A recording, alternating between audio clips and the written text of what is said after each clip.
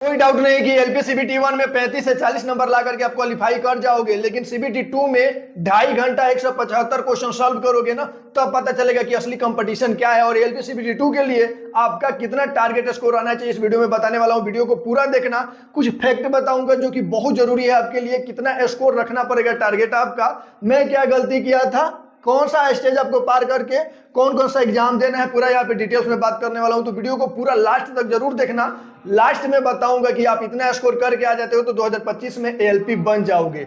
यहाँ पे आपको पता है एएलपी सीबीटी 1 हो गया, जिसमें मैथ में आपने 20 क्वेश्चन, रीजनिंग में 25 क्वेश्चन, साइंस में 20 क्वेश्चन और जीके करंट अफेयर मिला करके आपने टोटल 75 क्वेश्चन बनाया 60 मिनट में। बहुत सारे बच्चों का स्कोर 40, 45, 50, 55 के बीच आ रहा है। मान लेता हूं कि चलो आप सीबीटी 1 क्वालिफाई कर गए।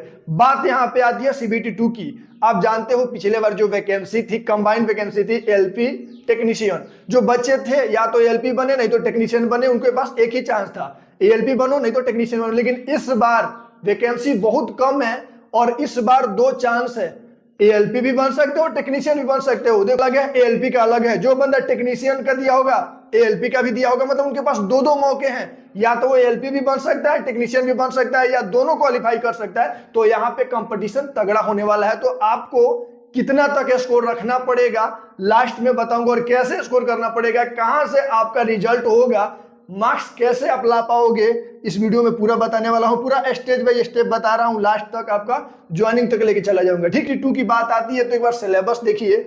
मैथ में 25 नंबर, रीजनिंग में 25 नंबर, साइंस में यहाँ पे 40 नंबर, और पिछला बार जीके करंट अफेयर मिलाकर के 10 नंबर था, लेकिन इस बार जीके जनरल अवेयरनेस का पोर्शन को हटा दिया है, वहां पे कुछ नहीं लिखा है।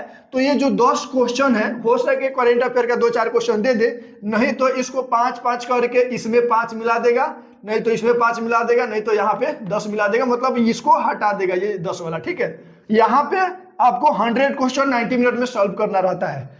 एक बात और, रिजल्ट आने वाला है जल्द से जल्द, उसको एग्जाम के लिए ज्यादा टाइम नहीं मिलेगा। तो भाई जो भी तैयारी करना है अपना टारगेट सेट कर लो। देखिए यहाँ पे 25 आता है, 25 आता है, मान के हम चलते हैं पुराना वाला ही, क्योंकि अभी फाइनली ये जीके को किसमें शामिल करेगा कंफर्म नहीं है। मान लीजिए ये 25 आता है, ये 25 आता है, ठीक है। यहाँ पे जो स्कोर करने वाले बच्चे हैं ये स्कोर करते हैं। मैं बोला था मैथ रीजनिंग लगभग बच्चों का कंप्लीट रहता है। मैं पिछले टाइम क्या किया था मैं बता रहा हूँ, 2018 में मैं जब मेरा एग्जाम सीबीटी 2 का था ना, मेरा math reasoning GK current affair science सब ठीक था, लेकिन जो पार्ट बी का सेक्शन था, जो कि मैं फीटर से आईटीआई किया था, मुझे कुछ भी नहीं पता था फीटर का।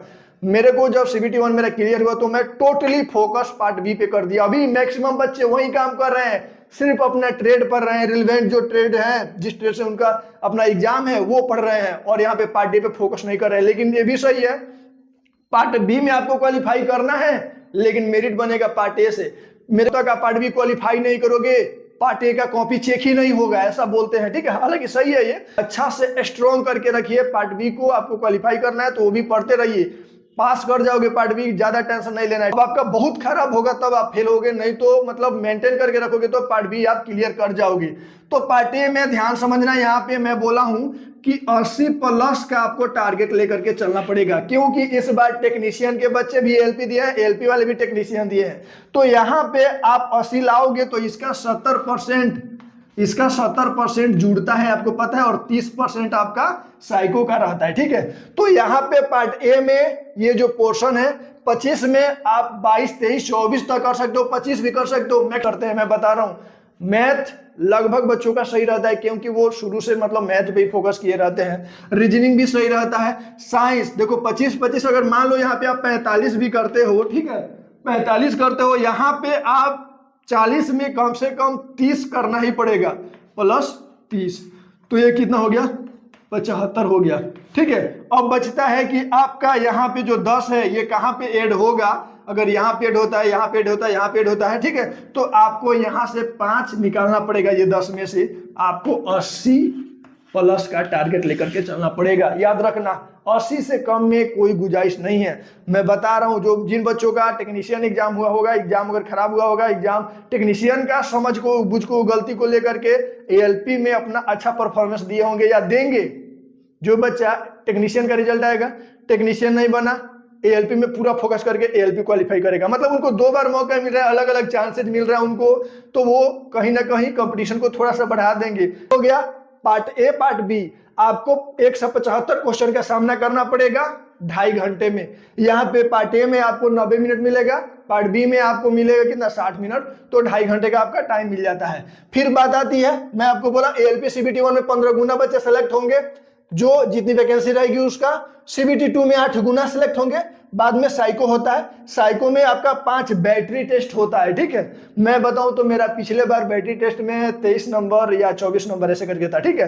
तो आपका डेप्थ टेस्ट होता है, परसेप्चुअल टेस्ट होता है, ऑब्जर्वेशन टेस्ट होता है, मेमोरी टेस्ट होता है, और यहाँ पे फॉलो डायरेक्शन होता है, ठीक है। ये T40 करके स्कोर बनता है, यहाँ पे आपका 30 मार्क्स का आता है। तो यहाँ पे तो आप लास्ट में क्वालिफाई कर जाओगे। 15 दिन का क्लास रहता है, जाकर के किसी भी इंस्टीट्यूट में पढ़ लोगे, ऑनलाइन ही पढ़ लोगे, तो आप साइको क्लियर कर लोगे। उसके बाद से 1:1 में DB मेडिकल के लिए बुलाया जाता है, फाइनली आपका ज्वाइनिंग हो जाता है। मेडिकल में कुछ खास नहीं रहता है, आपका विजन सही होना चाहिए, 6/6 का होना चाहिए, मेडिकली आप फिट हो, मतलब आपका चेस्ट एक्सरे जो भी आपका रहता है, यूरिन टेस्ट होता है, ये सब चीजें आपका सही है तो आप ALP बन जाओगे, कोई बड़ी बात नहीं है, ठीक है। लेकिन मेरे दोस्त सबसे मेन खेला आपका यहाँ पे होने वाला है, और ये खेला आपका जो पार्ट ए का है, जिसमें 100 जहां से आपका मेरिट बन रहा है, ये तो क्वालिफाई कर जाओगे, रिलेवेंट ट्रेड आप किसी भी ट्रेड से हो तो चलो ठीक है, आप हो जाओगे। लेकिन जब आप 100 क्वेश्चन में जो स्कोर करोगे, वहां से 70% निकाल करके साइको का 30% दोनों को जोड़ करके आपका फाइनल मेरिट बनता है, ठीक है। और बात आती है कि सर स्कोर कैसे करें। सबसे पहले मैं बता रहा हूं,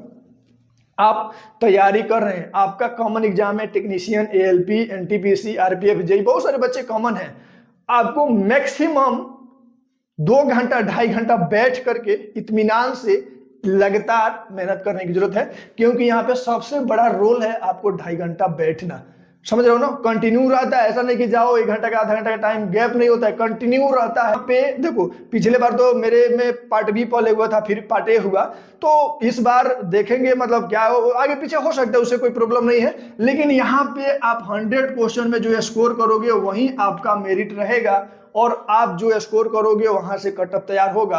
ना कीजिए, देखिए आप थक गए रहेंगे, ये भी बात सच्चाई है कि जब आप पार्ट बी में दोगे, आपका 2.5 घंटा एकदम अपना मतलब एनर्जी लेवल बना करके, अपने आप को कूल रख करके, अपने आप को कंसंट्रेट कर करके, अपने मतलब बोलते हैं ना कि अपने मेमोरी को, अपने जो आपका कंसंट्रेशन को करेक्ट करके, सही करके आपको यहाँ पे स्कोर करना पड़ेगा।